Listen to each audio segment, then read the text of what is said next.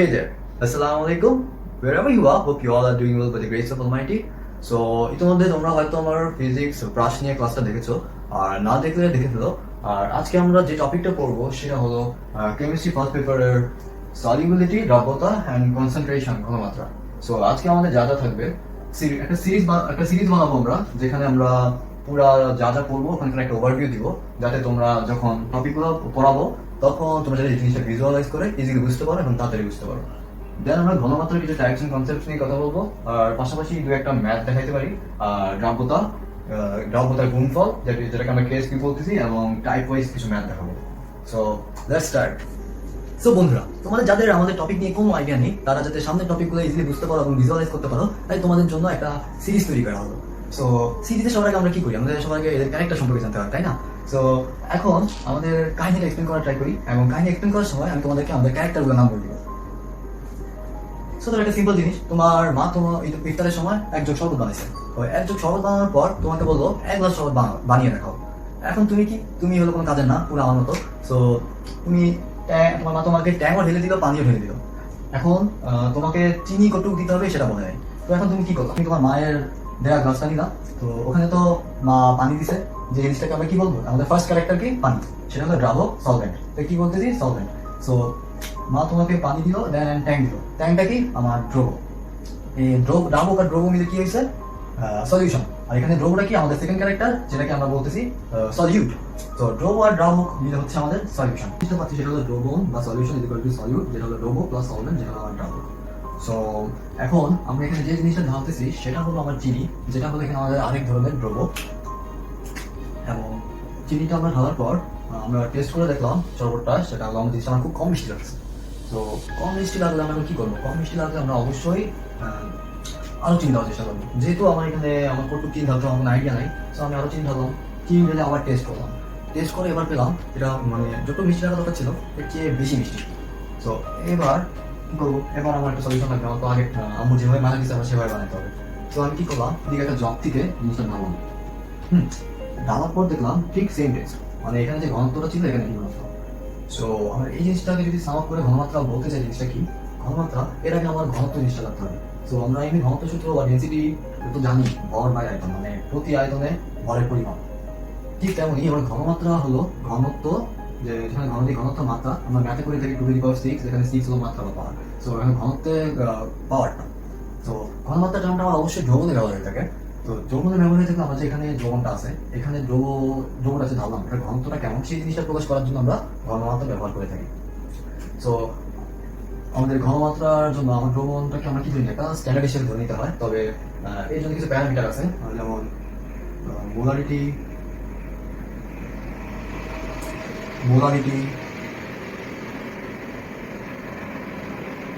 ppm, আর normality. তো আমরা সাধারণত সংজ্ঞাতে যে জিনিসটা ব্যবহার করি সেটা হলো মোলারিটি জিনিসটাই বেশি ব্যবহার করা হয় সংজ্ঞার মধ্যে। মানে আমার 1000 মিলিলিটার বা 1 লিটার দ্রবণে কত মোল দ্রব প্রয়োজন সেই পরিমাপের জন্য আমার সেই পরিমাপটাই হলো আমার ঘনমাত্রা। সো এখন যদি আমরা জিনিসটা এক্সপ্লেন করতে চাই, আমরা যদি এখন এখানে দেখো, এখানে আমরা কি করতেছি, একটা পাত্র থেকে ডাইরেক্ট একটা খালি গ্লাসে আমরা ঢালতেছি, তাহলে আমার কি হচ্ছে, আমার ঘনমাত্রাটা কখনো চেঞ্জ হয় না, বিকজ আমরা এখানে কোনো মিশ্রণের সাথে মিক্স করতেছি না। কিন্তু আমরা যদি এখানে কম মিষ্টি, এখানে যদি আরো পানি ঢালি, দেখি শরবত ঢালছি সেটা আমার ঘনমাত্রায়, কিন্তু শরবত ঢালি এখানে শুধুমাত্র আমরা পানি ঢালতাম, পানি ঢালে কি হতো, পানি ঢাললে এটার ঘনমাত্রা কমে যেত। কেন কমে যেত, তো পাতলা হয়ে যেত। তো ঘনমাত্রা আরেকভাবে বলা যায়, ধরো বাংলাদেশ একটা ঘনবসতিপূর্ণ দেশ, এখানে কি মানুষ অনেক বেশি দেখে মানুষ বেশি বলে দেশটাকে ঘনবসতিপূর্ণ দেশ বলা হয়। ঠিক তেমনই এটা একটা দ্রবণ, এখানে আমাদের দেশ, এখানে আমার মানুষটা হলো চিনি, যেটাকে চিনি বেশি তাই এটা বেশি ঘনত্ব। এখন যদি আমি দেশটাকে বড় করে দিই, অর্থাৎ আমি যদি এখন পানি পরিমাণ বাড়াই দিই, তাহলে কি হবে, আমার ঘনত্বটা কমে যাবে না, এই দ্রবণের ঘনত্বটা কমে যাবে। ঠিক তেমনই এখানে যদি আমার বেশি মিষ্টি ছিল, এটাকে যদি আমরা মানে পানি দিতাম, তাহলে কি হতো, ঘনত্বটা কমে যেত। তো তাইলে কিন্তু আমার সলিউশন হয়ে যেত, তাহলে কিন্তু সে ওইরকম একটা টেস্টের মিষ্টিটা কমে যেত, সে ওইরকম একটা টেস্টে সব বানিয়ে ফেলতে পারতো। সো এগুলো খুবই ইম্পর্টেন্ট জিনিস আমার খেয়াল রাখা, বিশেষ করে এই জিনিসটা খুব ইম্পর্টেন্ট কনসেপ্ট। অনেক সময় বলে দেওয়া থাকে তোমার ঘনমাত্রা চেঞ্জ হয় কিনা, এসব কেসে কোনো সময় ঘনমাত্রা আমার চেঞ্জ হয় না। তাপমাত্রা বাড়লে কি আমার আয়তন বাড়ে নাকি কমে, তাপমাত্রা যদি আমি চেঞ্জ করি আমার আয়তন বাড়ে। তাই আমরা অবশ্যই সবসময় জিনিসটা কি করি, একটা কনস্ট্যান্ট টেম্পারেচার ধরে নিই, কনস্ট্যান্ট টেম্পারেচার। কেন?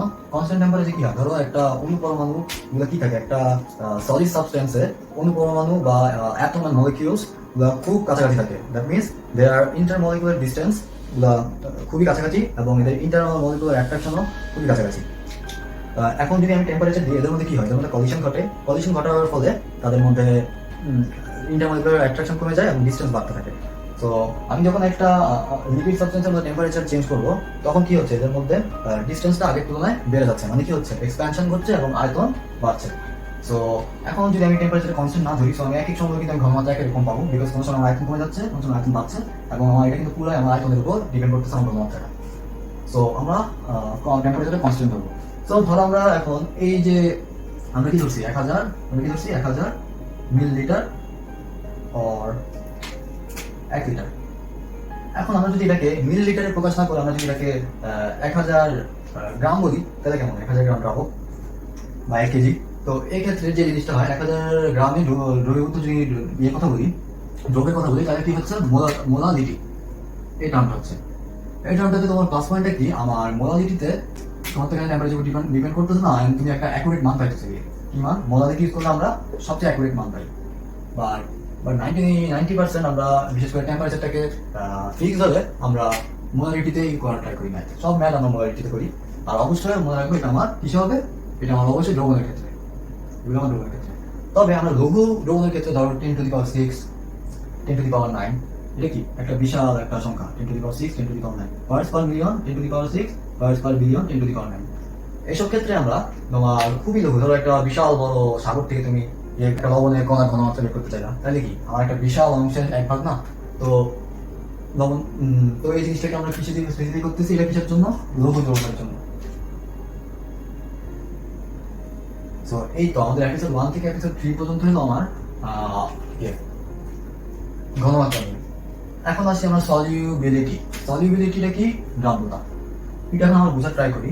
তো ধরো আমার একটা পাত্রের মধ্যে আমি চিনি নিলাম, আমার চিনির মিক্স হওয়ার ক্ষমতা বা দ্রবীভূত হওয়ার ক্ষমতা ধরো 20 গ্রাম, কিন্তু আমি দিলাম 15 গ্রাম। ওকে, তো 15 গ্রাম দিলে কি হবে, জিনিসটা মিক্স হয়ে যাবে। তো আমি এখন আর কত অ্যাড করলে জিনিসটা মিক্স হতে পারে, ধরো আর এখানে আমি 5 গ্রাম অ্যাড করলাম, তাহলে কি হতে পারে, মিক্স হতে পারে। ধরো আমি আমার 5 গ্রাম অ্যাড করলাম, তাহলে এটা মিক্স বা দ্রবীভূত হতে পারে বা ডিজলভ হতে পারে। কি হয়েছে, এবার ডিজলভ হয়ে গেছে। এখন যদি আমি আরো 5 গ্রাম দিই, 5 গ্রাম চিনি, তাহলে জিনিসটা কি হতে পারে, যদি এই জিনিসটা যদি লিকুইডে থেকে ওভারফ্লো করতো না, একটা টাঙ্কিতে যদি বেশি পানি দিই তার ক্ষমতা আছে, তাহলে কি ওভারফ্লো করতো। তো এখন যদি আমরা দিই, জিনিসটা কি হবে, জিনিসটা যে এখানে আমরা নীল কালি দিয়ে বিয়ে করছি, অধক্ষিপ্ত হবে, যেটাকে আমরা ইংলিশে বলি প্রিসিপিটেশন। ওকে, তো এই যে অধক্ষেপ পড়ে গেছে। এখন যদি এটাকে আমরা ক্লাসিফাই করতে চাই, এটাকে আমরা বলবো আনস্যাচুরেটেড সলিউশন। এটাকে আমরা বলবো স্যাচুরেটেড সলিউশন বা সম্পৃক্ত দ্রবণ। এটা কি অসম্পৃক্ত দ্রবণ, এটা কি সম্পৃক্ত দ্রবণ, মানে এটার ক্যাপাসিটি যতটুকু ছিল ততটুকু পুরো হচ্ছে, এটা এখনো দ্রবীভূত হচ্ছে, মানে এখন আমি যদি চিনি দিই দ্রবীভূত হবে। এন্ড এটা কি, এটা হলো আমার সুপার স্যাচুরেটেড বা অতিপৃক্ত। তবে আমরা যদি এখানে টেম্পারেচার বাড়াই, টেম্পারেচার বাড়াইলে কি হবে, তোমার দ্রাব্যতা বেড়ে যাবে, মানে ক্যাপাসিটিটা বেড়ে যাবে, মানে এক্সপানশন হবে, ক্যাপাসিটি বেড়ে যাবে, তখন ধরো ক্ষমতা হয়ে যাবে 25। তো ধরো আমার এই জিনিসটাকে আমার এখন আছে কত, 25 গ্রাম চিনি দ্রবীভূত আছে, এখানে আছে 20 গ্রাম। এখন যদি আমি এই জিনিসটাকে তোমার হিট দিই, কি দিব, হিট দিব,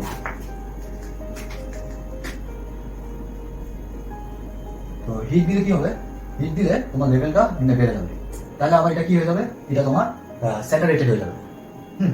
আবার ধরো যে কোনো একটা আমরা যদি তোমার হিট কমাই ফেলি, এখানে তো হিট কমাই ফেললাম, এটা কি তোমার স্যাচুরেটেড থাকবে না, এটা তখন হয়ে যাবে সুপার স্যাচুরেটেড, আর এখানে অতক্ষেপ পড়ে যাবে। ঠিক তেমন এটাতে যদি আমরা টেম্পারেচার কমাই, কি হবে, এটা ক্যাপাসিটি কমে যাবে না, মানে দ্রাব্যতা কমে যাবে, দ্রাব্যতা কমে গেলে কি হবে, এদের হয়ে যাবে, কি বলে, এটা এখন তখন স্যাচুরেটেড হয়ে যাবে। কেন স্যাচুরেটেড হয়ে যাবে, এটা লেভেলে চলে আসবে। সো আমরা যদি এই জিনিসটা এখন ক্লাসিফাই করতে চাই, 100 গ্রাম আমরা এখানে কি স্ট্যান্ডার্ড করছিলাম 1000 মিলিলিটার, এটা কিছু দ্রবণ। আর এখানে যে জিনিসটা ধরো দ্রাবক, 100 গ্রাম দ্রাবকে 100 গ্রাম দ্রাবকে দ্রবীভূত দ্রব্যের মোল সংখ্যাকে কি বলে, দ্রাব্যতা বলে। সো আই গেস এখান থেকে একটা প্রাথমিক ধারণা পেয়ে গেছো চ্যাপ্টারটা সম্পর্কে। সো এতক্ষণে আশা করি তোমাদেরকে যে সিরিজটা বুঝালাম ওখান থেকে একটা প্রাইমারি ধারণা পেয়ে গেছো ঘনমাত্রা সম্পর্কে। সো সেখানে আমরা বলেছিলাম ঘনমাত্রার প্রায় কিছু প্যারামিটার নিয়ে, যেটা দিয়ে আমরা ঘনমাত্রা মেজার করতে পারি। সো এখন যদি আমরা ঘনমাত্রার একটা প্যারামিটার যেটা আমরা সবচেয়ে বেশি ইউজ করি, আমরা সবচেয়ে বেশি ম্যাথ করবো যেটা দিয়ে, সেটা নিয়ে একটু ডিটেল আলোচনা করবো। সো মোলারিটি, মোলারিটি আমরা কি করছিলাম, প্রতি লিটার দ্রবণে যত মোল দ্রব্য থাকে, কি থাকে, প্রতি লিটার দ্রবণে যত মোল দ্রব্য থাকে। এটা যদি আমার দ্রবণ হয়, এটা যদি আমার দ্রব্য হয়, আর তাহলে কি দ্রবণকে আমরা প্রকাশ করতেছি কি লিটার দিয়ে, এবং দ্রব্যকে কি করতেছি মোল দিয়ে। সো মো পার লিটার। দেখো আমার যা বলবো সবকিছু ফর্মুলা কিন্তু একটাই, সেটা কি আমার ঘনত্ব ফর্মুলাটা আমরা যেটা ছোট ক্লাসে পড়ছি, D equal M by V, যেটা আমরা ফিজিক্সে পড়ছিলাম, যেটাকে আমরা কেজি পার মিটার কিউব দিয়ে প্রকাশ করা হতো। সো এখন আমাদের ঘনমাত্রা যেটা, সেটা আমরা কখন ইউজ করি, শুধুমাত্র দ্রবণের ক্ষেত্রে। সো দ্রবণের ক্ষেত্রে যেহেতু ব্যবহার করি, এখানে আমরা ঠিক সিমিলার টাইপ একটা কোয়ান্টিটি যেটা আমরা প্রকাশ করতেছি ঘনমাত্রা দিয়ে, সেটার ক্ষেত্রে দেখো এই এনটা কি, এনটা এটাও কিন্তু দ্রব্য। যদি আমরা ওভাবে চিন্তা করি, এটাও কিন্তু দ্রব্য, এন্ড এটা কি, মানে প্রতি আয়তনে মোল। ওখানে আমরা কিসের পরিমাণ ছিল, এটা প্রতি আয়তনে ভরের পরিমাণ, আমরা এখানে করতেছি প্রতি আয়তনে মোলের পরিমাণ। সো ধরো 1 লিটারে যদি আমার 1 মোল থাকে, তাহলে 5 লিটারে যদি 5 মোল থাকে, তাহলে কি ঘনমাত্রা সেম না? Obviously same. 5/5 ইকুয়াল টু 1 মোল। এখানে 1/1 is equal two 1 mole. So এর আগের টপিকে আমরা একটা কনসেপ্ট করছিলাম, যেটা ছিল তোমার, আমরা যদি আয়তন বাড়াই, তোমার কি হলে ঘনমাত্রা কমে যাচ্ছে। যেমন আমরা যদি কি বলে একটা পাত্রের মধ্যে যদি পানি ঢালে জিনিসটা কি হচ্ছে, পানি ঢাললে আমার ঘনমাত্রা কমে যাচ্ছে। বা যদি আমি ঘনত্ব দিয়ে অন্যভাবে চিন্তা করি, মানে কমন সেন্স দিয়ে, তাহলে কি হয়, আমার ঘনত্ব বেশি থাকবে, আমরা যদি পানি দিই জিনিসটা তরল হয়ে যায়। ঠিক তেমনি আমরা যদি একটা পাত্রের মধ্যে পানি দিই, জিনিসটা পাতলা হয়ে যাচ্ছে, মানে ঘনমাত্রা কমে যাচ্ছে। ঠিক যদি আমরা তাপ দিয়ে যদি এটাকে এটাকে যদি বাষ্পীভূত করে দিই বা ইভাপোরেটেড করে দিই, তাহলে কি হচ্ছে, তোমার ঘনমাত্রা আবার বেড়ে যাচ্ছে। সো সম্পর্কটা কি হতে পারে, সম্পর্কটা হলো ভি সমানুপাতিক বা ভি প্রপোর্শনাল টু 1/s। আমি যদি এস অর সি, আমি সি দিয়ে প্রকাশ করি সাধারণত, জিনিসটা কি হচ্ছে, যদি একটা কনস্ট্যান্ট আনি এখানে সিভি ইকুয়াল টু কে, তাহলে এটা কি আসে, C1 V1 C2 V2 equal to কে। এরকম কনস্ট্যান্ট নিয়ে আমার এরকম একটা জিনিস। সো ধরো আমার একটা জিনিসের বা একটা দ্রবণের ঘনত্ব 6 মোল এবং 6 মোলার অ্যান্ড ভি হলো লিটার, 2 লিটার। সো আমি যদি C2 কে যদি আমি 1 মোল করতে হয়, কত পাবো, 1 মোল। C2 কে আমি 1 মোল করতে চাচ্ছি, তাহলে আমার V2 কি হবে, V2 অবশ্যই এই যে এদের গুণফলের সমান, রাইট? সো এই জিনিসটাকে আমার লঘুকরণের সূত্র, মানে কোনো কিছু ডাইরেক্ট করানোর জন্য এই ফর্মুলাটা। সো এখন যদি আমরা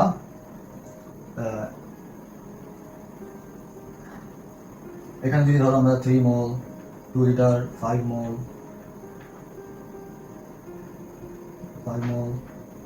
4 লিটার, আর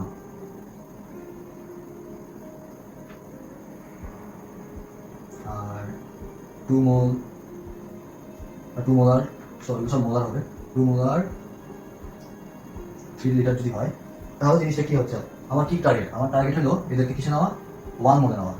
সো 1 মোলারে নেওয়া, 1 মোলারে নিতে হলে আমাদের কি করতে হবে, অবশ্যই এদেরকে গুণ দিতে হবে। যদি আমি এদেরকে গুণ দিই, যেমন ধরো এটাকে 5 × 4 = 20, নিচে কি হচ্ছে, 5 × 4 লিটার ইকুয়াল টু 1 মোল। এই জিনিসটা কিভাবে আসছে, কারণ আমরা যদি এই ফর্মুলাতে আসি, এখানে যদি আমার 1 মোল করতে হয়, আমার অবশ্যই এদেরকে গুণ দিতে হবে, আর এটা কি হবে, V2। তাই আমি কি করলাম, এটা গুণ দেওয়ার পর যেটা আসে এটা হলো 1 মোল। সো আমি যদি এখন সবগুলোকে গুণ করি, গুণ করে যেটা পাবো, যোগ করবো, ধরো 6 লিটার 1 মোলার, আর এটা কি পাচ্ছি, এটা পাচ্ছি 6 লিটার 1 মোলার। এখন যদি আমরা 20 + 6 + 20 + 6 + 6 এইটাকে এদের প্রাথমিক আয়তন দিয়ে ভাগ দিই, প্রাথমিক আয়তন হচ্ছে 2 লিটার, 3 লিটার, 2 লিটার, 4 + 2 + 3, তাহলে আমরা যেটা পাবো, এটাই হবে আমার ঘনমাত্রাটা। কি হবে, আমি যে নতুন পাত্রের মধ্যে যে ঢালছি, এই নতুন দ্রবণের ঘনমাত্রা। এটাকে আমরা এভাবে লিখতে পারি, দিস ইজ দ্য ফর্মুলা। আশা করি তোমরা এরকম যে কোনো ম্যাথ পারবা, এটা তোমার কেমিস্ট্রি সেকেন্ড পেপারে খুবই কাজে লাগবে। আমাদের কি করবো আমরা, ইকুইভ্যালেন্ট একটা টার্ম নিয়ে নেবো। আরেকটা ম্যাথ করি, সেটা হলো ধরো তোমার 2 ml 2 মোলার 300 ml কে বললো তোমার 5 মোলার এর কনসেন্ট্রেশন বা ঘনমাত্রাতে ট্রান্সফর্ম করতে। তাহলে আমরা কি করবো, আমরা তো S1 V1 S2 V2 এটা কি ছিল, এটা আমার বিফোর মিক্সিং ছিল, বিফোর মিক্সিং। এখন আমার যেহেতু 2 থেকে 5 মোল হয়েছে, সো আমার কমন সেন্স কি বলে, আমার কমন সেন্স বলতেছে অবশ্যই এখানে যে ভিটা হবে সেটা অবশ্যই 300 এর থেকে কম হবে। কেন কম হবে, যেহেতু আমার এটা বেশি অবশ্যই কমবে। এখন এমসিকিউতে থাকলে আমরা কমন সেন্স দিয়ে চিন্তা করবো, যাতে অপশন দেখে আমি অ্যান্সার বের করে ফেলতে পারি, ম্যাথ না করে। বা আমাকে যদি ম্যাথ করতেই হয় বা কনফিউজিং অ্যান্সার থাকে, তাহলে আমি করলাম এখানে বলা হয়েছে আমার কতটুকু পানি অ্যাড করতে হবে আর সরাতে হবে। তো এখান থেকে আমি ইজিলি বুঝতে পারতেছি এখানে আমার অবশ্যই পানি সরাতে হবে। বা দেখো আমি এখান থেকে ভিডিওটা বের করলাম, ইনফরমেশন দেওয়া আছে, ভিডিও বের করলাম, এটা মানে কি পাচ্ছি, অবশ্যই 300 এর চেয়ে কম পাচ্ছি। তো বক্স, এখন এটা কি আমার অ্যান্সার? অ্যাকচুয়ালি না, এটা যেটা পাবো হলো আমার চেঞ্জ পাবো, যেটা পাবো আমার যে এখানে যেটা থাকার কথা সেটা।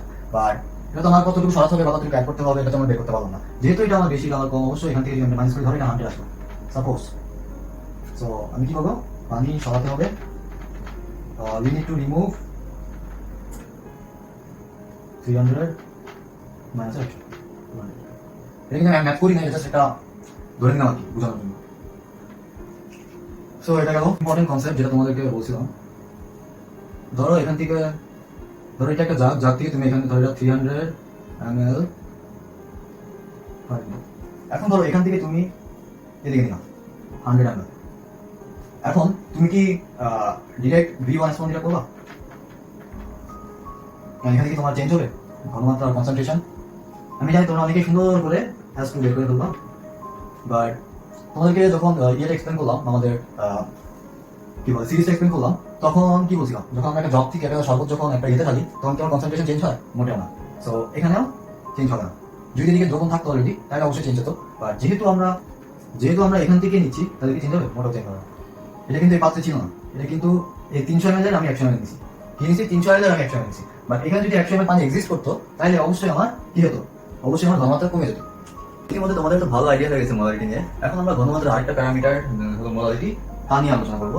সো আমরা সিরিজের লাস্টের দিকে দেখাইছিলাম মোলারিটি আর মোলারিটির মধ্যে কিছু ডিফারেন্স, তোমাদের এখন আবার মনে করাই দিচ্ছি, যেটা যাতে তোমাদের আরো ভালো করে মনে থাকে। তোমরা তখন বলছিলাম মোলারিটি আর মোলারিটি হলো আমার দ্রবণের ক্ষেত্রে, অর্থাৎ 1000 লিটার 1000 মিলিলিটার দ্রবণের দ্রবীভূত দ্রব্যের মোল সংখ্যাকে বলে। আর মোলারিটি কি বলছিলাম, 1000 গ্রাম মানে 1 কেজি দ্রাবকের দ্রবীভূত মোলকে কি বলে, মোলারিটি। সো এটা কি, এটা আমার অবশ্যই ভর ভিত্তিক একক। আর এটা কি, মোলারিটি কি আমার আয়তন ভিত্তিক একক। আর আরেকটা মেজর ডিফারেন্স হলো টেম্পারেচার। আমাদের যেমন এটা একটা বস্তু বা এটা একটা যে বস্তু যেটা ভর আছে, তো টেম্পারেচারের সাথে কি ভর চেঞ্জ হয়? মোটেও না। সো আমার কি হচ্ছে, মোলারিটি আমার টেম্পারেচারের সাথে সাথে কি হচ্ছে, ভর চেঞ্জ হচ্ছে না, মোলারিটি। আর আয়তন কিন্তু আমার টেম্পারেচারের সাথে অবশ্যই ডিপেন্ডেন্ট, কারণ আমার আয়তন বাড়লে আমার কি হচ্ছে, তোমার টেম্পারেচার বাড়লে কি হচ্ছে, আয়তনও বাড়তেছে কমতেছে। সো আমরা অ্যাকুরেট ইনফরমেশনের জন্য আমরা কি করা উচিত, মোলারিটি করা উচিত। বাট আমরা বেশিরভাগ ম্যাথই মোলারিটি দিয়ে করতেছি, এটা হলো আমাদের বেসিক জিনিস একটা। এখন আমরা চেষ্টা করবো মোলারিটির একটা ফর্মুলা ডিরাইভ করা। একটা জিনিস দেখো, আমরা এখানে কি লিখলাম, ডি ইকুয়াল ডেনসিটি ইকুয়াল ভর বাই আয়তন। হ্যাঁ, আবার এখান থেকে কি বের করছিলাম, ঘনমাত্রা দ্রব্য বাই দ্রবণ। সো এই জিনিসটাই কিন্তু আমাদের ফর্মুলা কিন্তু একটাই, এখানেও একই জিনিস। আমরা মোলারিটিকে প্রকাশ করি এম দিয়ে, একটা কালার পেন দিয়ে করি। তোমার মোলারিটিকে করি কি দিয়ে, এম দিয়ে। এম দিয়ে করলে স্মল এম, তাহলে কি হচ্ছে, আমার এখানে দ্রব্য, আমরা কি বলছিলাম, দ্রাবক দিয়ে। আমার ভিটা কিসে রাখো, যেটা তোমার দ্রাবক, আর কেজিতে আছে। সো এখন যদি আমরা দ্রাবকটা বের করতে চাই, দ্রাবকটা কিসে আছে, দেখো আমি এখানে একটা নোট করি। দ্রাবক যেটাকে আমরা কি বলতেছি, সলভেন্ট প্লাস দ্রবণ, যেহেতু আমার ইকুয়াল দ্রবণ। সো দ্রাবক ইকুয়াল কি আছে, দ্রবণ মাইনাস দ্রবক, এটা আমাদের আসে। সো আমি যদি এখানে দ্রাবকের এখানে দ্রবণ ইকুয়াল কিসের, দ্রবণ মাইনাস দ্রবণ। আচ্ছা, এখন আমরা যদি দেখি এখানে দ্রবণটা কিসে আছে, দ্রবণটা আমার যেহেতু এটা কেজি, এটা যেহেতু কেজি, আমার রো ইকুয়াল কি এম বাই বি। আমরা এটাকে দিয়ে কি শিখলাম, এম ইকুয়াল রো বি। বিটা কত, বিটা হলো আমার কিসে করি, আমরা লিটারে করি। তো রো, এখানে কি করতে পারি, রো 1000 ইন্টু রো মাইনাসের রো, মাইনাসের রো, রোটা আমরা কি বলি কি জানি, N equal W by M. আমরা মোল সংখ্যা বলতে কি বুঝি, তোমার ডাব্লিউ মানে আমার প্রদত্ত ভর, আমার এখানে লেখা আছে প্রদত্ত ভর ডিভাইডেড বাই আমার আণবিক ভর বা মলিকুলার মাস বা অ্যাটমিক মাস। তাহলে আমরা মলিকুলার মাস ইউজ করি, এখানে মলিকুলার মাস যদি ইউজ করি তাহলে কি হচ্ছে, N equal W by M, তাইলে ডাব্লিউ ইকুয়াল এন। আর দেখো এটা কিসে আছে, এটা আছে তোমার, এটাকে আমি কি দিব, কেজিতে রাখতে কিসে করে, গ্রামে আছে, আণবিক ভর কেজি হিসাব করে আমরা গ্রাম দিয়ে হিসাব করি, তাহলে এখানে একটা কি হবে, ভাগের কত দিয়ে 1000 দিয়ে, ফর্মুলা কি দাঁড়ায় 1000।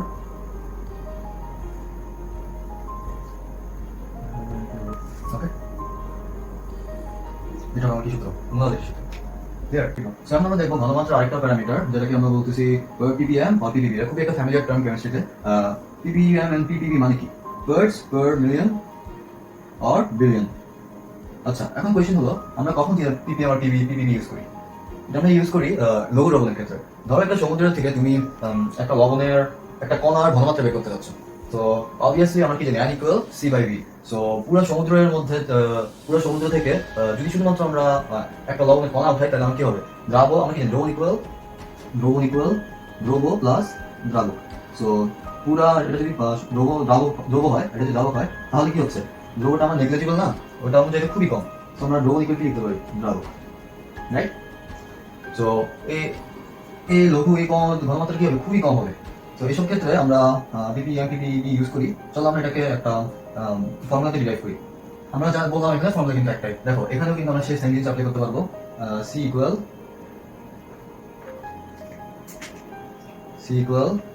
দ্রব প্লাস বাই দ্রাবক। কেন দ্রাবক, আমরা জানি দ্রবণ ইকুয়াল দ্রাবক বাই যেহেতু নেগলিজিবল দ্রবক। এখন আমরা পার্টস পার মিলিয়নের সংখ্যাটা কি, আমার প্রতি 10⁶ ভাগের 1 ভাগ দ্রব থাকলে ওটাকে আমরা কি বলি, ppm দিয়ে প্রকাশ করি। ধরো আমার 1 গ্রাম থাকবে প্রতি 10⁶, মানে 10⁶ গ্রামে। আমরা কি জানি 1 গ্রাম মানে 1 ml, 1 কেজি মানে 1 লিটার।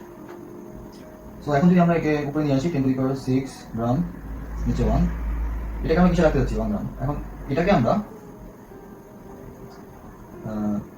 দেখো এটাকে উপরে উঠেছি মানে কি 10⁻, মানে এটা কি 1 মাইক্রোগ্রাম, আর এটা কি 1 গ্রাম মানে কি 1 মিলিলিটার, মানে 1 millilitre, which equals to 10⁻³ microgram, আরে মিলিগ্রাম, কেন 1 microgram is equal to 10⁻³ milligram, আর 1 মিলিলিটার কি 10⁻³ লিটার। সো আমরা কি পাচ্ছি, mg পার লিটার।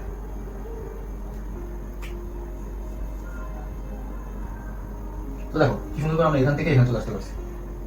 সো তাই এটা রাখবো mg পার লিটার। সো এটা আমরা ফর্মুলা রিলেট করি নাই, এটা আমরা কিভাবে mg পার লিটারে আনছি ওটা ক্লিয়ার করে দেখাবো। সো মোলারিটি ppm জিনিসটা এক্সপ্লেন করলাম। তো এখন দেখো একটা জিনিস খেয়াল করো, ppm এর ঘনমাত্রা বেশি নাকি ppb এর ঘনমাত্রা বেশি। দেখো 10⁶ আর 10⁹ 10�6 বড় আর 10⁹ বড়।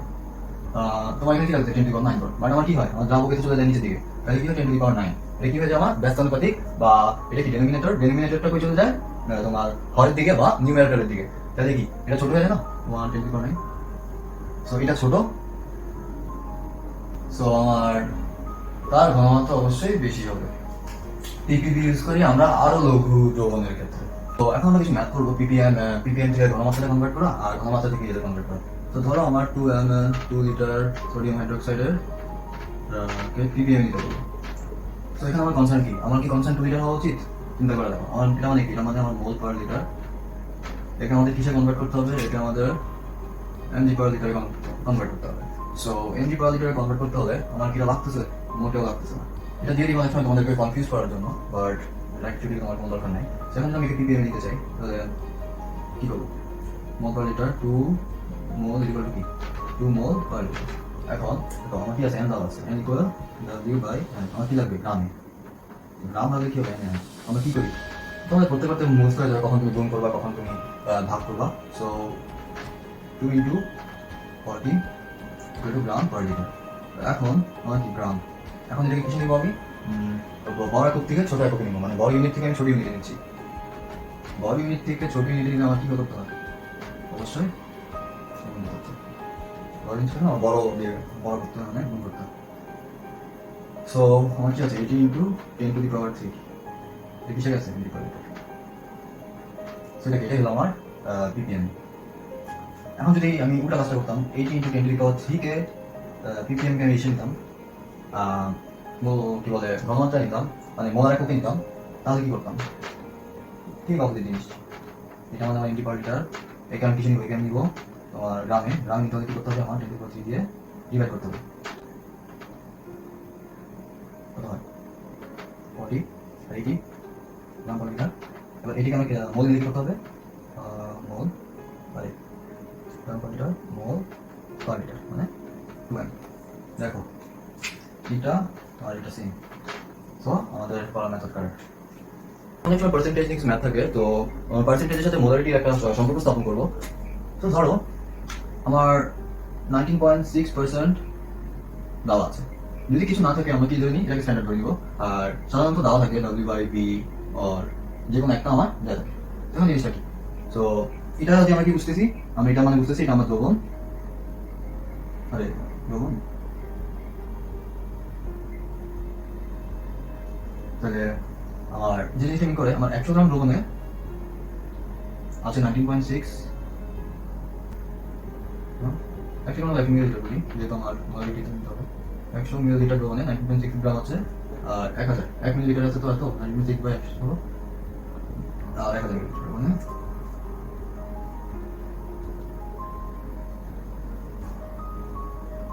তাহলে এটা কি আছে? এখানে ডব্লিউ কি পাইছি, ডব্লিউ পাইছি 1000। আমি ডব্লিউ জিনিসটাকে অ্যাকচুয়ালি আমি ডব্লিউ পাইছি, মানে 19.6 ইন্টু 10 গ্রাম। এটা যদি আমরা সি এর সাথে নিতে চাই, সি কি W/mb। তো আমি এটাকে যদি ডব্লিউ কে দিয়ে লিখি, আমি এখানে 1000 কাউন্ট করে ফেলছি, সো বি হয়ে যাবে আমার 1, আর এম কি, এম হলো এখানে ধরো বলে দিলাম সোডিয়াম হাইড্রোক্সাইড, মানে আণবিক ভর কত? 40। আচ্ছা, এখন যদি এটা 19.6 না থেকে এনিথিং থাকতো তাহলে কি হতো? এখন আমি কি ধরতেছি x, দেখ আমি রিলেশন স্থাপন করতে পারি, সেটা হলো এটা যদি 19.6 না থেকে যে কোনো কিছু থাকতো তাহলে জিনিসটা কি হতো? x ইন্টু 10 and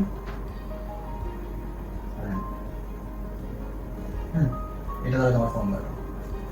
এখন আমার কি পাচ্ছি এখানে? এটার জন্য পাচ্ছি 10x/m। এগুলোর ক্ষেত্রে আমি কি দেবো? স্ট্যান্ডার্ড দেবো কি? তো এখানে আমার কি চেঞ্জ হচ্ছে? এটা চেঞ্জ হচ্ছে, দ্রব। এটা কি? দ্রব। তো এসব ক্ষেত্রে আমার হবে 10x ইন্টু দ্রব।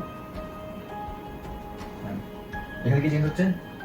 স্ট্যান্ডার্ড দিলাম দ্রবণকে, এখানে দ্রবণ চেঞ্জ হয়ে যাচ্ছে, তাহলে এবার কি হবে? এটা দ্রব 10x ইন্টু দেখি দ্রবণ। এখানে দেখো স্ট্যান্ডার্ড আমরা কি হচ্ছে? স্ট্যান্ডার্ড হচ্ছে এটাকে, তাহলে এখানে চেঞ্জ হচ্ছে কি? দুইটাই চেঞ্জ হচ্ছে। দ্রব এটা জাস্ট একটা শর্টকাট আমাদের জন্য। এখন শর্টকাটে কি হচ্ছে? প্রতি 100 একক দ্রবণে আমার কত গ্রাম দ্রব আছে? আমরা এখানে মিলিলিটার কেন করছি? কোশ্চেন থাকতে পারে। দেখো আমরা এখানে কি হিসাব করেছি? আমরা W/B ধরেছি, আমরা V লিটারে নিই, সো V লিটার নিয়ে দেখে আমরা এখানে মিলিলিটার রাখছি। এখানে যদি আমরা ঐকিক নিয়মে যদি আমরা এটা করতাম W/W, তাহলে কি করতাম? W/W করলে আমার এখানে কি আসতো? 100 গ্রাম দ্রবণে আমার 19.6 গ্রাম আছে, এটা কি আমার দ্রব। ওকে, আই গেস তোমরা জিনিসটা বুঝতে পারছো। তো বন্ধুরা, ক্লাসের শুরুতে আমরা ঘনমাত্রা এবং দ্রাব্যতা নিয়ে একটু আলোচনা করেছিলাম। সো এরপরে তো আমরা ঘনমাত্রা নিয়ে একটু ডিটেইল আলোচনা করে কিছু শিখলাম। এখন আমরা দ্রাব্যতা নিয়ে আলোচনা করবো। সো দ্রাব্যতা এবং ঘনমাত্রার মধ্যে সম্পর্ক কি? অনেকে দ্রাব্যতা এবং ঘনমাত্রার মধ্যে একটু কনফিউজ হয়ে যায়। সো দ্রাব্যতা হলো আমার দ্রবণের সর্বোচ্চ ঘনমাত্রা। কি? দ্রবের সর্বোচ্চ ঘনমাত্রা। এটা যদি আমি স্পেসিফিক করে বলতে চাই, সম্পৃক্ত দ্রবণে তৈরি করতে যত গ্রাম দ্রবের প্রয়োজন হয়। এখন আমি কেন বলছি সর্বোচ্চ ঘনমাত্রা? কারণ সর্বোচ্চ ঘনমাত্রা হলেই সেটা কি হবে? সম্পৃক্ত দ্রবণ তৈরি হবে। আমি যদি এটাকে এটা দ্রাব্যতা যদি 2 মোলার, এখন আমি যদি এখানে 1 মোলার দিই, 1 মোলার দ্রব দিই, তাহলে কি হচ্ছে? আচ্ছা, এটা জেনে রাখো, ঘনমাত্রার প্রতি কিন্তু আমার স্বাধীনতা আছে। হ্যাঁ, আমি তোমার চাইলে এখানে 5 ঘনমাত্রাও দিতে পারি, এখানে আমি চাইলে 3 ঘনমাত্রাও দিতে পারি, 2 দিতে পারি, 1 দিতে পারি। তো আমার দ্রাব্যতা হওয়ার শর্ত কি? দ্রাব্যতা হওয়ার শর্ত হলো সর্বোচ্চ যত গ্রাম দিলে তৈরি করতে হবে। তো ধরো আমি প্রথমে 1 মোল দিলাম, 1 মোলার দিলাম। হ্যাঁ, 1 মোলার দেওয়াতে কি হচ্ছে? এটা 2, আমার দিলাম 1 মোলার, তাহলে কি এটা দ্রবীভূত হবে না? 1.5 মোলার দিলে তাও দ্রবীভূত হবে না। হ্যাঁ, দ্রবীভূত হবে, বাট সর্বোচ্চ পরিমাণ দ্রবীভূত হবে। সর্বোচ্চ আমি কখন বলবো? যখন এরপর আর দ্রবীভূত হবে না। সো এখন তো আমি 2 দিলাম, 2 নম্বর। এখন কি হচ্ছে? এখন দ্রবীভূত হবে, বাট আমি যদি 2 এর চেয়ে বেশি দিই, জিনিসটা দ্রবীভূত হবে না। সো আমি এখান থেকে কি ডিসিশনে আসতে পারতেছি? দেখো, তাহলে আমার কি সর্বোচ্চ ঘনমাত্রা যখনই হবে তখনই কিন্তু আমরা সেটাকে দ্রাব্যতা বলতেছি। আর যখন সর্বোচ্চ হচ্ছে না, তখন আমরা কি বলছি? অবশ্যই এটা একটা দ্রবণীয় আছে। এটা দ্রবীভূত হচ্ছে ঠিকই, বাট সর্বোচ্চ পরিমাণে কিন্তু দ্রবীভূত হয়নি। যখনই সর্বোচ্চ পরিমাণে দ্রবীভূত হবে, তখনই আমরা এটাকে দ্রাব্যতা বলবো। সো আমরা একটা কি বলেন বিক্রিয়ার মতো জিনিসটা বোঝার ট্রাই করি। এটা ধরো ক্যালসিয়াম ক্লোরাইড। ক্যালসিয়াম ক্লোরাইড তোমার আয়নিত হবে। ক্যালসিয়াম ক্লোরাইড আয়নিত হয়ে ক্যালসিয়াম 2+ এবং 2 ক্লোরাইড আয়ন, এটা কি ক্যাটায়ন? অ্যানিয়ন, মানে আয়নে বিভক্ত হবে। তো এটা কি হয়েছে? ক্যালসিয়াম ক্লোরাইড আমার বিশ্লেষিত হয়েছে। বিশ্লেষিত হয়ে বা অর্থাৎ বিশ্লেষিত বলতে পারো, আয়নিত বলতে পারো, বা দ্রাব্যতার জন্য আমরা যে স্পেশাল কিওয়ার্ডটা ইউজ করি দ্রবীভূত। সো ধরো দ্রবীভূত হলো। দ্রবীভূত হওয়ার পর সে আয়নে পরিণত হয়েছে। কি হয়েছে? আয়নে পরিণত হয়েছে। সো আয়নে পরিণত হওয়াটাকে আমরা কি করছি? এই আয়নটা, এই আয়নটা কি? এই আয়নটা হলো অ্যাকচুয়ালি দ্রবণ। আর যে আমার ইনট্যাক্ট অবস্থাটা, ইনট্যাক্ট অবস্থাটা কিন্তু আমার ঘনমাত্রা। দ্রবীভূত হওয়ার পর আমার আয়নিত হওয়ার ফলে তাদের ঘনমাত্রা কিন্তু, আয়নের ঘনমাত্রা কিন্তু পরিবর্তন হয়ে যাচ্ছে। সো এখন আমি কি আয়নিক গুণফল বা কেবি জিনিসটা কি বলতেছি? দেখো, আমার যে কোনো দ্রবণে যে কোনো অবস্থায় আমার যখন কোনো কি বলে যৌগ আয়নিত হচ্ছে, হ্যাঁ, তখন যে আমাদের আয়নের গুণফলটা, সেটাই হলো আমার আয়নিক গুণফল। যেমন এখানে কি আয়নিক গুণফলটা আমরা কি বলছি? K2+, এখানে একটা আয়ন, ক্লোরাইড আয়ন আছে কয়টা? ক্লোরাইড আয়ন একটা, ক্লোরাইড আয়ন 2টা। এই যে এখানে আমরা লিখছি, হ্যাঁ, ক্যালসিয়াম আর ক্লোরাইড আয়ন গুণফলের পরে কি হয়েছে? ক্লোরাইড ক্ষয় হয়েছে।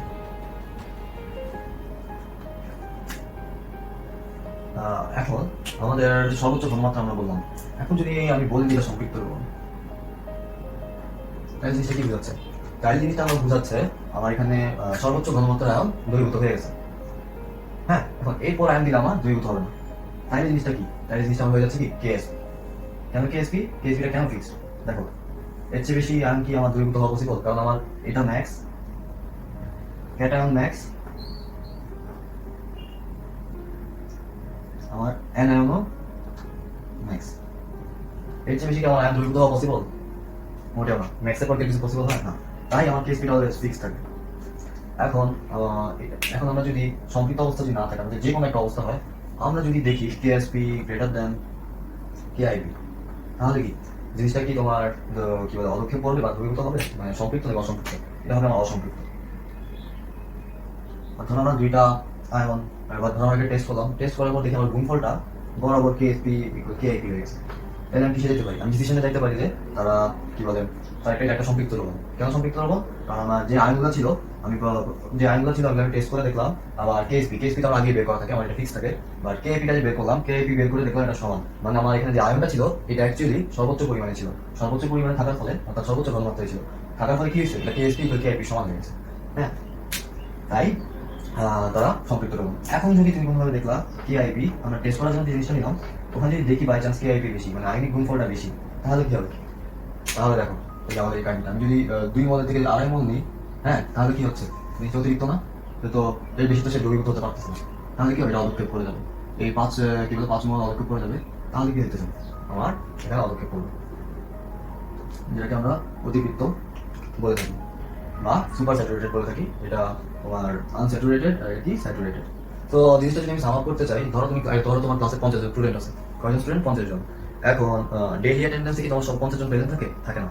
সো এখন আমি ডেইলি অ্যাটেন্ডেন্সটাকে কি বলতে পারি? ডেইলি অ্যাটেন্ডেন্সটাই হলো আমার কেআইপি। বা ম্যাক্সিমাম যখনই তোমার ক্লাসের মধ্যে 50 জন স্টুডেন্ট প্রেজেন্ট থাকবে, তখনই কিন্তু জিনিসটা কেএসপি হয়ে যাচ্ছে। সো আমার কেআইপি কিন্তু কেএসপি হতে পারে, রাইট? সো ডেইলি অ্যাটেন্ডেন্স এটা, আর এটা হলো আমার ম্যাক্স অ্যাটেন্ডেন্স, আর এটা কি হলো আমার ডেইলি অ্যাটেন্ডেন্স। তবে একটা জিনিস দেখো, আমার দ্রাব্যতার গুণফলের ক্ষেত্রে আমার অবশ্যই মোল সংখ্যাটা কি বিবেচ্য? কি বিবেচ্য? আমার মোল সংখ্যাটা বিবেচ্য। এখানে দেখো, আমরা যখন আয়নিক গুণফল বের করছি, আমরা খালি আয়নিক মানে আমার আয়নগুলার গুণফল, আমি খালি কি করছি? আয়নগুলার গুণফল করি। এখানে একটা আছে একটা, এখানে 2টা আছে 2টা, হ্যাঁ, বাট এখানে আমরা মোল বিবেচনা করি। বাট আমরা যখন আয়নিক গুণফল করবো, তাই দ্রাব্যতার গুণফল করবো, তখন অবশ্যই মোল সংখ্যাটা বিবেচ্য। তো আমরা একটা ফর্মুলাতে আসি। ধরো A2B3 এটা যৌগ, যার আয়নিক গুণফল আমার S, যার দ্রাব্যতা হলো আমার S দিয়ে কি প্রকাশ করি? দ্রাব্যতা। আর হওয়ার ফলে দেখো, এখানে মোল সংখ্যা 2S3, এটা আমরা পাইছি কেমন? যদি এদেরকে সহগের অনুপাত ধরো এটা কি? এটা AY, এটা DF। যদি সহগের অনুপাত ধরো, আমরা কি পাচ্ছি? AY প্লাস রেড কালার দিয়ে করি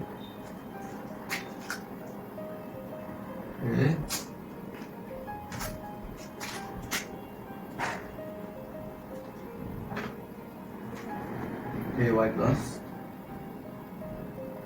divided by ax dy, যেখানে মূল সংখ্যা এটা কত মূল সংখ্যা, তো মূল সংখ্যা তো হলে আমরা এখানে কি লিখবো x কি লিখবো আমরা এখানে লিখবো x, আর এটা কত এটা হবে 1, আর এটা ঘনমাত্রা কত এটা ঘনমাত্রা s, আমরা কি লিখতে পারি ay plus equal to s, right x s, so এখানে আমরা কি লিখতে পারি এটা যদি আমরা উপরে নিয়ে যাই x s ys, যেটা আমার x to the power x y to the power y s x to the power, এখান থেকে কি পাই, সো এখান থেকে আমরা এই জিনিসটা পাচ্ছি। সো আশা করি তোমরা এখন তো এখন তোমাদের মাথায় কোয়েশ্চেন আসতে পারে দ্রব্যতার গুণফল বা কেএসপির একক কি। দেখো কেএসপির একক কিন্তু ফিক্স না, এটা কিন্তু ডিফার করতেছে যৌগের স্ট্রাকচার অনুযায়ী। যেমন এখানে অ্যালুমিনিয়াম ক্লোরাইড, এখানে AlCl3, যেখানে Cl3 এর 3টা আমার পাওয়ারে উঠে গেছে, ফলে তোমার কি হচ্ছে দ্রব্যতা মানে মোল পার লিটার আর মোল পার লিটার কিউব হয়ে যাচ্ছে, তাহলে mole per litre to the power 4, so change হচ্ছে। সো এখন আমরা যে জিনিস নিয়ে আলোচনা করবো সেটা হলো দ্রব্যতা কিসের উপর নির্ভর করে। দ্রব্যতা নির্ভর করে দ্রবকের প্রকৃতি, দ্রবের প্রকৃতি, তাপমাত্রার প্রভাব, চাপের প্রভাব। দ্রাবকের প্রকৃতি কি জিনিসটা কি, সো সকল দ্রব্য কিন্তু সকল দ্রাবকে দ্রবীভূত হয়, কেন দ্রবীভূত হয় না, এটা একটা বিশেষ প্রপার্টিস। যেমন পানিতে কিন্তু তোমার সালফার দ্রবীভূত হয় না, ঠিক তেমনি আবার কার্বন সালফাইডে কিন্তু তোমার সালফার দ্রবীভূত হচ্ছে। আবার পোলার দ্রবক KCl পানিতে অত্যন্ত দ্রবণীয়, কিন্তু জৈব দ্রবক বেনজিন, কার্বন সালফাইড ইত্যাদিতে অদ্রবণীয়। ইথানলের চেয়ে KCl পানিতে অত্যাধিক পরিমাণে দ্রবণীয়। এগুলো একটু মুখস্থ করা তোমার মেডিকেল লাগে। এখন জিনিস হচ্ছে দ্রবের প্রকৃতি। দ্রবের প্রকৃতি নির্ভর করে দ্রবের প্রকৃতির উপর কি নির্ভর করে, দ্রাবকতা নির্ভর করে। হ্যাঁ, একই দ্রাবকে ভিন্ন ভিন্ন দ্রব্য সমান পরিমাণে দ্রবীভূত হয় না। ধরো তুমি যদি পানির মধ্যে দাও সোডিয়াম ক্লোরাইড দাও, দ্রাব্যতা একরকম। তুমি যদি পানির মধ্যে তোমার দ্রব্য যদি সোডিয়াম ক্লোরাইড না হয় অন্য কিছু হয় সালফার, তাহলে এটা দ্রাব্যতা একরকম। সো এটা ডিপেন্ড করতে তাপমাত্রার প্রভাব, এটা আবার বিপরীত। কেন কি এখানে কিছু কিছু ক্ষেত্রে তাপমাত্রা বাড়ে দ্রব্যতা, আবার কিছু কিছু ক্ষেত্রে তাপমাত্রা বাড়লে কমে, আবার কিছু কিছু আছে তোমার যেমন গ্লুবাল লবণের সংযুক্তি কি বলছি গ্লুবাল লবণ,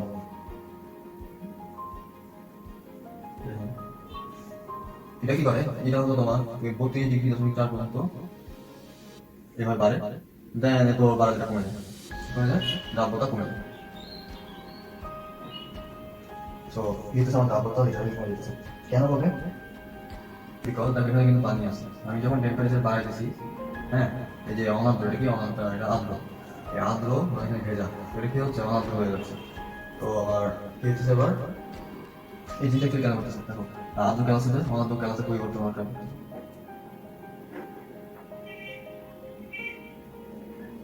সো এটা অ্যাকচুয়ালি কি হইতেছে তোমার বিভাজনের ক্ষেত্রে 32 ডিগ্রি পর্যন্ত আমার দ্রাব্যতা বাড়তে থাকে তাপমাত্রা বৃদ্ধির সাথে। এরপরে যদি আমি তাপমাত্রা আরো বাড়াই, এই যে এটা কি, এটা আর্দ্র ক্যালাস না, এই আর্দ্র ক্যালাস থেকে এটা কি হচ্ছে টেম্পারেচার বাড়ার সাথে সাথে দেখিতেছে অনাদ্র ক্যালাসে পরিণত হচ্ছে, অনাদ্র ক্যালাস। সো এই হলো প্রভাব, আর এর মধ্যে কিছু চাপের প্রভাব আছে, প্রভাবটা তেমন ইম্পর্টেন্ট। সো আমরা এখন এটা অঙ্ক করার চেষ্টা করবো, পুরো ম্যাপটা করবো না, জাস্ট তোমাদেরকে স্ট্রাকচারটা দেখাই দেবো। সো আমাদের ফার্স্ট ম্যাপটা হলো KSP and KIP নিয়ে।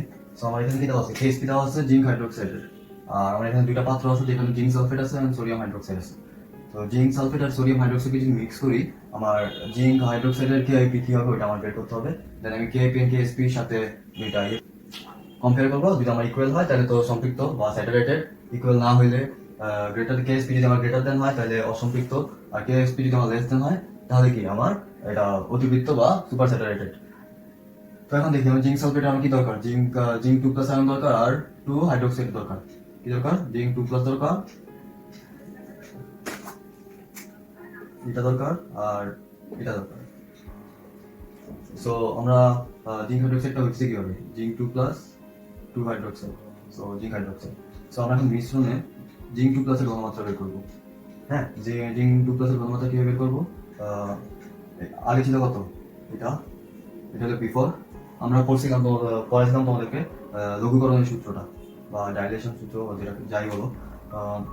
সো এখন যদি আমরা এখানে আমার V1 হলো এটা, S1 এটা, আর V2 হবে 50 + 40 = S। এখানে কি হবে, আমার যেহেতু এটা যোগ করা হচ্ছে একটা নতুন দ্রবণে, তো আমার এখানে ঘনমাত্রা অবশ্যই চেঞ্জ হয়ে যাবে। এখান থেকে কি বের করবো, Dg2 প্লাসের ঘনমাত্রা বের করবো। এবার হাইড্রোক্সাইডের ঘনমাত্রা বের করবো। কেন হাইড্রোক্সাইড বের করবো, কারণ আমার এটা এই যৌগটা বানানো দরকার। তো এই যৌগটা বানাচ্ছি, যেমন হাইড্রোক্সাইড কি আসতেছে 2OH, হ্যাঁ 2OH। বাট যেহেতু এটা KIP, এখানে ধরো ঠিক সেম প্রসেসে আমি এটা বের করলাম, বাট যেহেতু এটা KIP আমার এখানে 2টা হবে না, 2টা হবে এইদিকে। এটা এক্সপ্লেন করছি তবে কেন, যেহেতু KIP মানে আয়নের গুণফল, শুধুমাত্র আয়ন গুণ হবে, বাট এখানে মোল সংখ্যা আসবে না। এখন ডিফারেন্সিয়েট করবো KSP এর KIP এর মধ্যে। সো এটা শেষ, আশা করি তোমরা এটা অনেকে করছো অলরেডি বা পারবা এখন। এখন যদি আমরা এটা কি, এটা কমন আয়নের একটা ম্যাথ, হ্যাঁ এটা খুবই ইম্পর্টেন্ট একটা ম্যাথ। এটা দিয়ে এটা প্রবলেম সলভ করতে পারবে যে কোনো ম্যাথই পাওয়া করতে। তো এখানে যে জিনিসটা হলো কমন আয়ন ইফেক্টটা কি, কমন আয়ন ইফেক্ট হলো আমার একটা স্বল্প দ্রবণীয় লবণ, হ্যাঁ এটাকে বলতে পারি আমরা উইক ইলেকট্রোলাইট। হ্যাঁ একটা স্বল্প দ্রবণ লবণের সম্পৃক্ত দ্রবণে যদি আমরা একটি তীব্র সমায়ন বিশিষ্ট একটি তীব্র তড়িৎ বিশ্লেষণ যোগ করি, তাহলে কি হয়, আমার দ্রাব্যতা হ্রাস পায়। তো জিনিসটা আমি কি মিন করতেছি, জিনিসটা হলো এই বিক্রিয়াটা দেখো, এখানে স্বল্প দ্রবণীয় লবণ, স্বল্প দ্রবণীয় লবণ মানে আমি কি বুঝি, মানে এটা সম্পূর্ণভাবে বিয়োজিত হবে না, সম্পূর্ণভাবে বিয়োজিত হবে না। কেন সম্পূর্ণভাবে বিয়োজিত হবে না, যেহেতু স্বল্প দ্রবণীয় লবণ, এটা সামান্য পরিমাণ আয়ন নিতে হবে, হ্যাঁ সামান্য পরিমাণ আয়ন নিতে হবে, এন্ড বাকিটা কি করবে, ব্যাক রিঅ্যাকশনে ফিরে আসবে। এন্ড এটার সাথে আমি কি করতেছি, এটার সাথে আমি একটা স্ট্রং ইলেকট্রোলাইট ইউজ করতেছি। স্ট্রং ইলেকট্রোলাইট বা তীব্র তড়িৎ বিশ্লেষণের কাজ কি, যেমন সোডিয়াম ক্লোরাইড, হ্যাঁ সে সম্পূর্ণ দ্রবীভূত হয়ে যাচ্ছে, মানে সে যা ছিল পুরোটাই দ্রবণে চলে আসছে, কি হিসেবে, আয়ন হিসেবে পুরোটাই দ্রবণে চলে আসছে। তো এখন দেখো এখানে একটা কমন আয়ন কি, এখানে একটা কমন আয়ন, এখানে একটা কমন আয়ন, মানে এখানে ফ্লোরাইড আয়ন, এখানে ফ্লোরাইড আয়ন, মানে এই দুইটা বিক্রিয়ার মধ্যে কি কমন আয়ন। সো আমার এখানে যেসব ফর্মালিটি বা কন্ডিশন দরকার ছিল, স্বল্প দ্রবণীয়, স্ট্রং ইলেকট্রোলাইট মানে তীব্র তড়িৎ বিশ্লেষ্য, হ্যাঁ সবই আমার ইয়ে করতেছে। তো এখান থেকে আমাকে বের করতে বলছে S। তো এখানে আমার কি হচ্ছিল, আমার ঘনমাত্রা 2S, এখানে হলো আমার 0.1, তাহলে কি হচ্ছে, আমি নতুন দ্রবণে আমি এখানে কি করতেছি, এখানে এটা অ্যাড করতেছি। তো করলে আমার নতুন দ্রবণে এটা বেড়ে যাচ্ছে। এখানে আমি কেন এটা বের করছি, বিকজ আমার এখানে KSP দেওয়া আছে কিসের, এটা, তো এটা, তো KSP আমার দেওয়া আছে। তো এখন KSP ইকুয়াল, আমি যদি ইয়েও যোগ করি আমার KSP অলওয়েজ কি হবে, সেম হইতে হবে। তো এখন এই ফ্লোরাইড আর এই ফ্লোরাইড আমি যোগ করলাম, এটার ঘনমাত্রা 2S, এটার ঘনমাত্রা 0.1। তো এটা যদি আমরা যোগ করি তাহলে আমরা কি পাবো, এখান থেকে S পেয়ে যাবো। ইকুয়েশন সলভ করতে হবে, তাহলে আমার S পেয়ে যাবো। সো এই ছিল কিছু বেসিক অঙ্ক, আশা করি এই চ্যাপ্টারে অন্যান্য ম্যাথগুলো পাবো। এখন আমরা যে ম্যাথটা করবো সেটা হলো খুব ইম্পর্টেন্ট ম্যাথ, যেটা তোমার অ্যাডমিশন থেকে শুরু করে কলেজেও আসে অনেকবার। সো এখন ম্যাথটার কোয়েশ্চেন হলো 30 ডিগ্রি তাপমাত্রায় দ্রব্যতা হলো 50 আর 55 ডিগ্রি তাপমাত্রায় দ্রব্যতা হলো 90। সো এখন এটা যদি 30 ডিগ্রি থেকে 55 ডিগ্রিতে নিই, নিয়ে যদি 50 গ্রাম সম্পৃক্ত দ্রবণ নিই, তাহলে কি হবে, হ্যাঁ কত গ্রাম দ্রবণ প্রয়োজন করবে, অতিরিক্ত দ্রবণ। কেন অতিরিক্ত, এটি অতিরিক্ত প্রয়োজন করবে। এটা যদি আমার 55 গ্রাম থেকে 30 গ্রাম দিত, তাহলে কি হতো, দ্রব্যতা অবশ্যই কমতো, তাহলে কিছুটা অপচয় করতো। আর এখানে যেহেতু 30 ডিগ্রি থেকে 55 ডিগ্রি নিছে, অবশ্যই আমার দ্রব্যতা বাড়বে এবং এর জন্য আমার কিছু অতিরিক্ত দ্রবণ প্রয়োজন করবে। আমি কমন সেন্স দিয়ে বুঝতে পারতেছি। সো এখন আমরা ম্যাথটা করি, এখানে দেখো আমার দ্রবণ বলা আছে। সো আমি ম্যাথটা কিভাবে প্রসিড করবো, এই 50 টাইপ না, এটা কিন্তু দ্রব্যতা আর এটা কিন্তু সম্পৃক্ত দ্রবণ, যেটা আমরা নিতে বলছি। সো আমরা এখন যদি করি 100 গ্রাম দ্রবকে 30 ডিগ্রি তাপমাত্রায় দ্রব্যতা বলতে কি বুঝি, 100 গ্রাম দ্রবকে আছে আমার দ্রবণ 50 গ্রাম, তার মানে কি আমার দ্রবণ 150। সো ইট মিনস আমাদের এখানে আমি দ্রবণ নিয়েছি কেন, কারণ আমার এখানে দ্রবণ আছে, তাহলে 150 গ্রাম সম্পৃক্ত দ্রবণে আছে কত, 50 গ্রাম দ্রবণ। এবার 50 গ্রাম দ্রবণে 50 into 50 by 150, এখানে কি হবে, একটা মান পাবো। এবার যদি আমরা এটা কেন দ্রবণ, আমরা দ্রাবকটা কত, কেন আমরা দ্রাবক নিয়েছি, দেখো আমার যদি ইভেন্চুয়ালি পরে নিতে যাই, আমার এখানে কি আছে 100 গ্রাম দ্রাবকে 90 গ্রাম। তো এর জন্য আমার কি দরকার, আমার পরের হিসাব করতে হলে আমার 100 গ্রাম হিসাব করা লাগবে, যেহেতু আমার ইয়েতে এটা দ্রাব্যতা। তো এখন আমি দ্রাবক বের করি, এ বক্স বের করে দিই, ক্যালকুলেট যদি করি কত আসে, ক্যালকুলেট করলে আসতেছে আমার 16.67 গ্রাম, যেটাকে তোমার তাহলে আমার দ্রাবক কত আসে, লবণ থেকে যদি আমার এই দ্রবণটা বাইর করি, এমটা ইজ কত দ্রাবক 15 minus 16.67, 33.33। সো এটা পাইতেছি আমি কি দ্রাবক।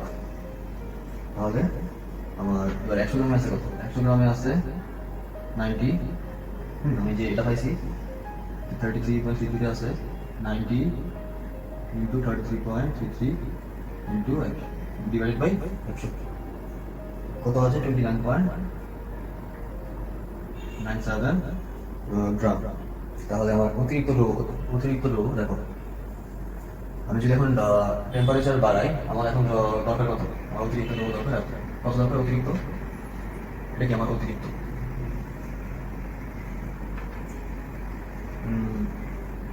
আগে মানে আমার 50 ডিগ্রি লাগছে 16.67, এটা কত? 30 ডিগ্রি টেম্পারেচার, 50 ডিগ্রিতে অতিরিক্ত কত লাগতেছে? 29.97 মাইনাস 16.67, এটা হলো অ্যান্সার। কমন সেন্স দিয়ে যদি আমি আরো চিন্তা করি, যেহেতু আমার টেম্পারেচার বাড়তেছে, অবশ্যই আমার দ্রব্যতা বেশি প্রয়োজন করবে। যদি আমরা টেম্পারেচারটা কমাইতাম, দেখা যেত আমার এখানে উল্টাটা হতো আর কি, আমারটা 55 থেকে 30 ডিগ্রিতে গেলে আমার এত বক্স হলো, এটা আমার ইয়ে হইতো, অধক্ষিপ্ত হইতো। বাট এখানে যেহেতু আমরা 30 থেকে 55 গেছি, অবশ্যই আমার প্রয়োজন পড়বে। এতটুকু প্রয়োজন পড়লে আমি 50 গ্রাম সম্পৃক্ত দ্রব্য তৈরি করতে হবে। তো আই গেস তোমাদের ব্যাপারটা ক্লিয়ার আছে।